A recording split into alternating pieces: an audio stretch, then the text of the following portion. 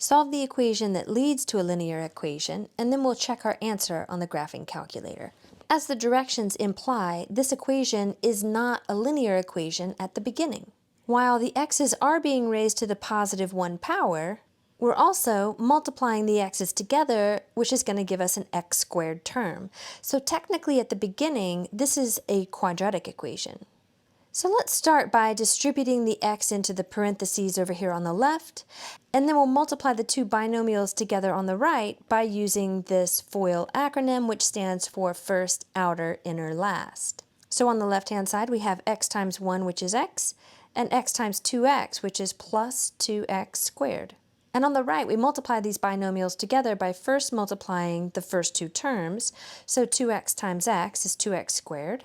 Then we multiply the outer two terms together. 2x times negative 2 is negative 4x. Following the acronym, now we multiply the inner two terms together. Negative 1 times x is negative x. And then we want to multiply the last two terms together.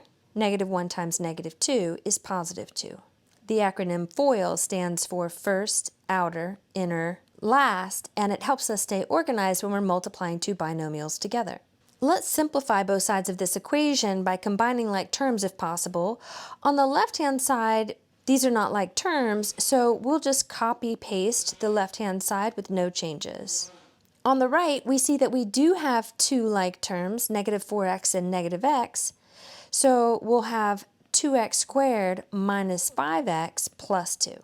Continuing with the strategy of combining like terms, let's get our x squared terms together by subtracting 2x squared from both sides. Now let's notice that when we do this, the 2x squared terms are going to cancel on the left, but also on the right. And so on the left-hand side, all that remains is just the x, and on the right-hand side, what remains is negative 5x plus 2.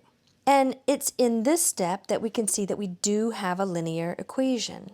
And that's why the directions said that this equation leads to a linear equation. It's because this quadratic term canceled out completely when we subtracted it from both sides. So now we'll solve this linear equation using the steps that have already been established. Let's get our x terms together. So the 5x's are going to cancel out on the right, and we have x plus 5x, which is 6x on the left, and 2 is all that remains on the right.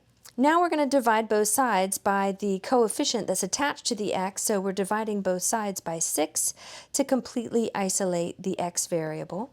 The 6's cancel out, and we get x is equal to 2 6, which reduces down to being 1/3. So 1/3 is the solution to this equation.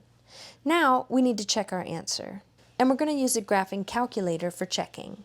So we plug 1/3 into the calculator, and we're going to use the store function here to store that quantity into x, which is a button on the face of the calculator. We hit enter in order to save that quantity into x, and now we plug that x value back into the original equation. When x is equal to 1/3, what does the left-hand side yield?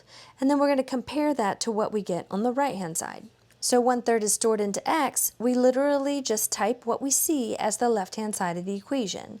X, open parentheses, 1 plus 2x, close parens. This is the left-hand side, so we see what our solution causes for an output. And then we want to compare that to the output from the right-hand side. So we open parens, we say 2x minus 1, close parentheses, open parentheses, x minus 2, close parentheses, and then see what the right-hand side is equal to. And since we get the same output from the left and the right, that tells us that our solution of 1/3 is correct.